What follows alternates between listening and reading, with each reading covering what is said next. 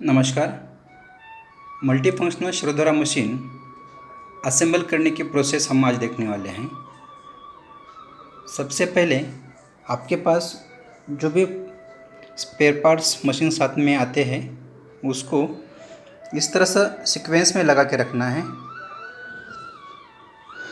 Right hand से शुरू करेंगे तो पहला ट्रे आएगा, उसके बाद में कलश, 3 नंबर पे एसएस का पाइप और उसके साथ में पाइप जो आता है वो, 4 नंबर पे 1 लीटर का जार, उसके अंदर 1 लीटर का ऑयल लेना है, भर के रखना है। 5 नंबर पे नाडे लोकल स्वीडन का लोकल बस्ती का गन, उसके बाद में लोकल बस्ती का अपना लोकल स्टीम देने का गन इसमें ऑर्डर में रहेगा तो आपको ये एडिशनल आता है। उसके बाद में हॉट प्लेट, उसके बाद प्रेशर कुकर। ये सीक्वेंस में हम स्पेयर पार्ट्स को अरेंज करके रखना है ताकि असेंबली करते टाइम कुछ गड़बड़ ना हो।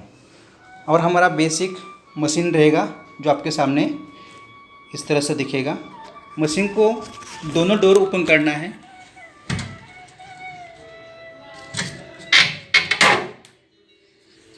अंदर वाला पाइप नॉब खोल के पाइप को ऊपर लेना है।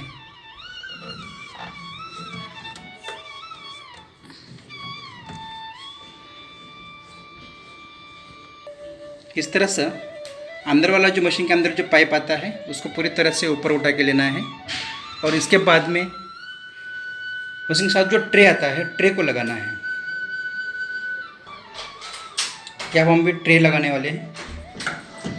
क्या हमारा ट्रे बिठा के हो गया।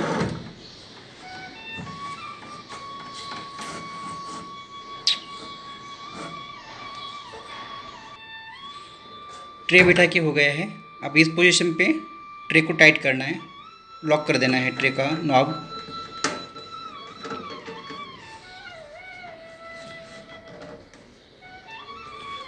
ओके। अभी मशीन के जो रिटर्न लाइन ट्रे का जो पाइप है ये ट्रांसपेरेंट पाइप है स्प्रिंग वाला, वो होल से ऊपर उठाना है और वो नॉब में बिठा देना है उसको। हल्का सा प्रेस करने के बाद ऊपर उठाना है उसको तो आराम से बैठ जाएगा। ओके। इसके बाद हमारा पाइप बिठाएंगे।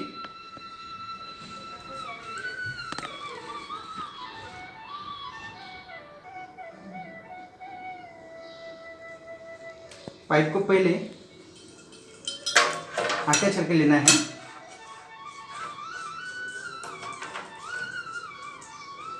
और उसके अंदर से जो पाइप आता है वायर आता है उसको इस सॉकेट से अंदर डालना है और नीचे मशीन के अंदर प्लेस करना है उसको।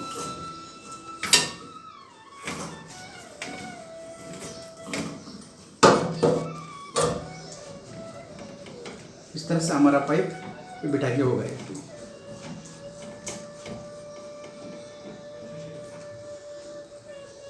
अब बारी आती है क्लच की। क्लच ले लिया। क्लच को बिठाते टाइम ये स्विचेस जो है वो पाइप के साइड में आने चाहिए, अंदर के साइड में।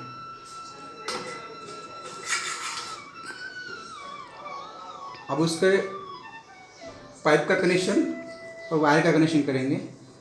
ये मेल है, ये फीमेल है। फीमेल में दोनों साइड में ये कॉलर दिया हुआ है और मेल उसके 2 कॉलर से अंदर डालना है तो हमारे कनेक्टर भी match face to face match हो जाएंगे। हल्का सा उसको पुश करना है और ये अटैच हो जाएंगे। उसी तरह से पाइप भी ब्लू पाइप और ट्रांसपेरेंट पाइप को भी अटैच करना है।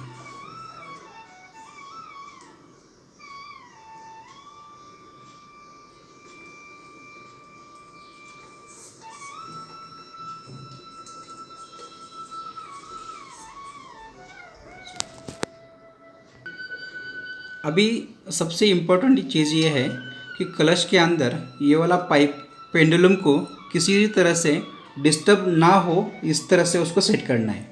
अभी मोटर जहाँ पे ये साइड में मोटर बिठा के हुए पेंडुलम का जो ब्रैकेट है ये वाला ब्रैकेट है, ये ब्रैकेट के पीछे साइड से ये वाला पाइप जो वायर है वायर डालना है ताकि वो पेंडुलम के रेंज में ना आए।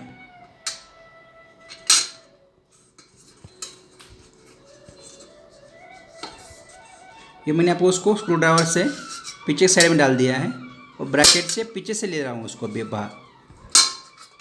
इस तरह से ब्रैकेट के बैक साइड से उसको छुपाना है पाइप को।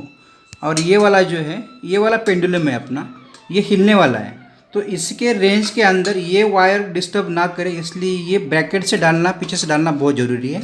और उसके बाद में ये पाइप जो है पाइप और इसको यहाँ पे इसको क्लैप कर देना है। और उसके ऊपर एक प्लेट आता है, अभी इसको कवर करने के लिए प्लेट आता है, लेकिन ये प्लेट जब हम उसको कंट्रोल ऑन करेंगे, पेंडुलम का घूमने का रेंज देखेंगे, जब वो क्लियर रहेगा, पेंडुलम में कुछ डिस्टर्बेंस नहीं आता, ये कंफर्म होने के बाद में ये 2 स्क्रू खोलना है और उसके अंदर प्लेट डालने के बाद में उसको फिर से क्लोज स्क्रू लगाना है, वो हम बाद में देखेंगे। अभी हमने जो ऊपर स्टील के पाइप से जो अंदर पाइप और वायर डाला था वो वायर अभी यहाँ तक आया है। उसमें वायर का जैसे हम क्लच के पास मेल फीमेल कनेक्टर था, सेम कनेक्टर यहाँ पे भी है। उसको भी सेम 2 साइड में कॉलर है, दोनों कॉलर के बीच में ये स्ट्रिप जाना चाहिए, तो पिन टू पिन मैच हो जाएगा। होने के बाद में उसको पुश करना है। ये हमारा बेसिकली पुश हो गया है। और ये वाला जो ब्लू पाइप है जो हमारा ऑयल का पाइप है, यहाँ से जो अंदर के साइड में एक वायर पैनल की तरफ चला गया है, उधर एमसीबी की तरफ, इसके ऊपर से डालना है उसको। ये ऊपर से डालने के बाद अंदर खींचना है, ये साइड में ये चला गया। अब ये यहाँ से उसके ऊपर डालने की वजह से नीचे पाइप लटकेगा नहीं, और इसको थोड़ा ट्विस्ट करके जहाँ से ये फ्लो कंट्रोल का वॉल है, वॉल का नट खोलना है। जैसा ही नट खोला हुआ है वैसा ही नट पाइप के अंदर डालना है। थोड़ा सा पाइप एक्सपांड होने की वजह से थोड़ा सा टाइट बैठेगा, लेकिन उसको पुश करना है अंदर। ये फ्री हो गया। अब ये पाइप को ये वाला पॉइंट जो है वॉल के पॉइंट में मेल में पुश करना है उसको। तो अभी इसमें ध्यान दे रखना है कि ये पाइप अगर हम थोड़ा सा ट्विस्ट करके ऊपर साइड ऐसे ट्विस्ट करके अंदर पुश करना है, तो ये पाइप नीचे ऐसे लटकेगा नहीं ऐसे, तो ऊपर के साइड में पाइप रहना चाहिए। और लगाने के बाद में ये नट को लगा देना है ऐसे।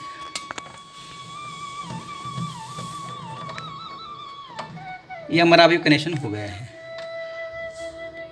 तो ये बेसिक हो गया है। अब ये वाला जो पाइप लटक रहा है यहाँ से पाइप, उसको यहाँ से माउंट कर देना है। उसके लिए एक क्लिप है, ब्लैक कलर का क्लिप आता है, ऐसा क्लिप।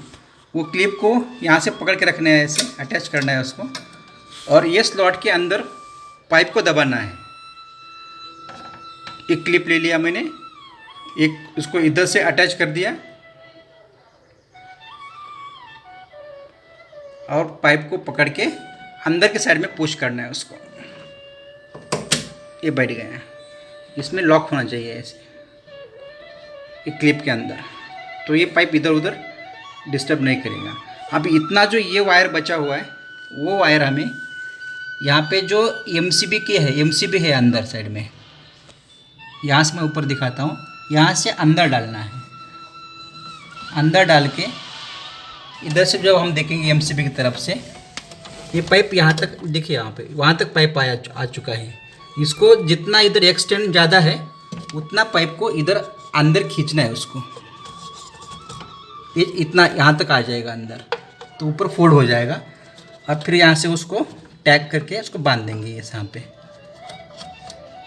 ये पोजीशन यहाँ पे। ये थोड़ा सा वायर हार्नेस को मतलब जितना आप उसको मतलब कवर अच्छी तरह से ड्रेसिंग करेंगे उतना बेटर रहेगा। ये यहाँ तक हो गया। अब हमें इसके अंदर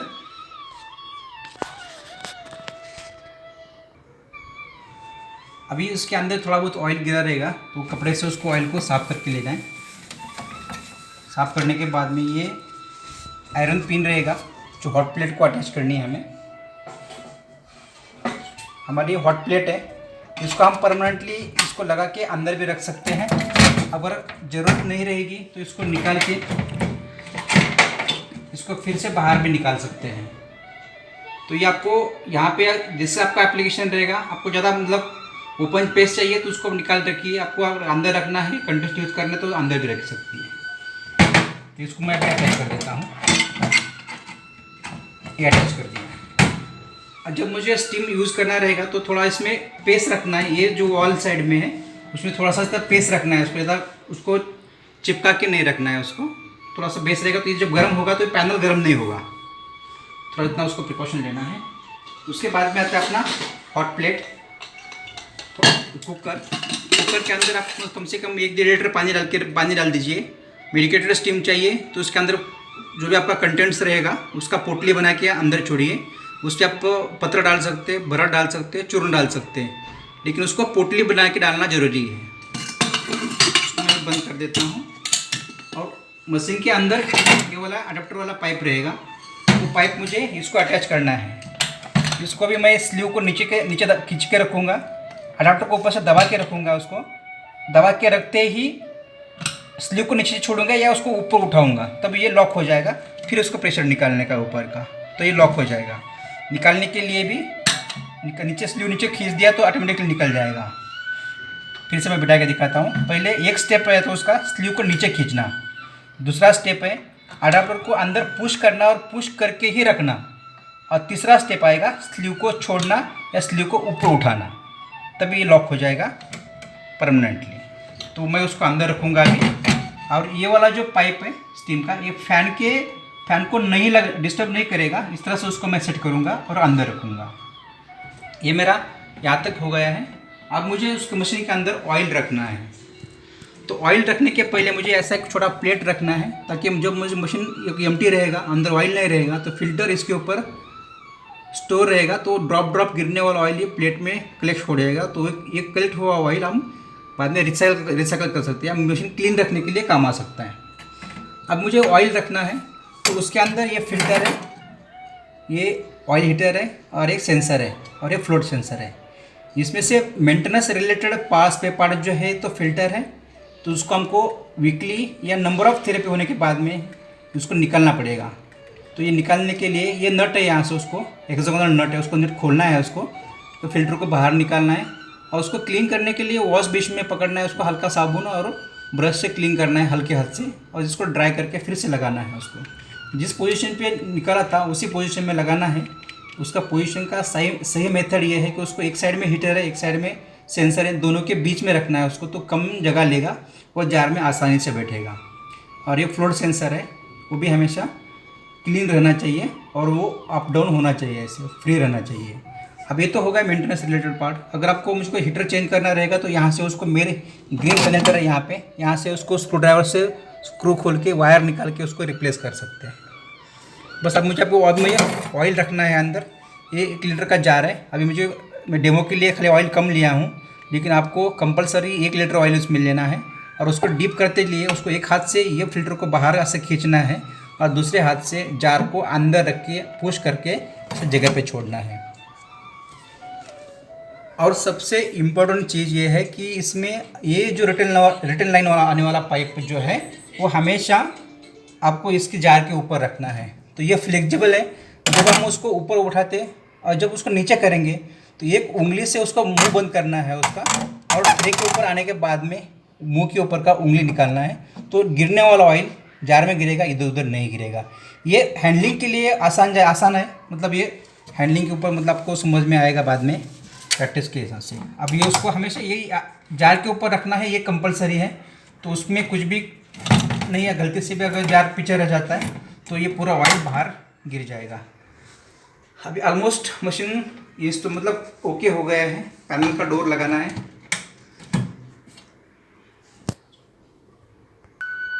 मशीन के साथ में ये लोकल बस्ती का गन है, सरवंगदारा गन, उसको भी यहाँ पे उसको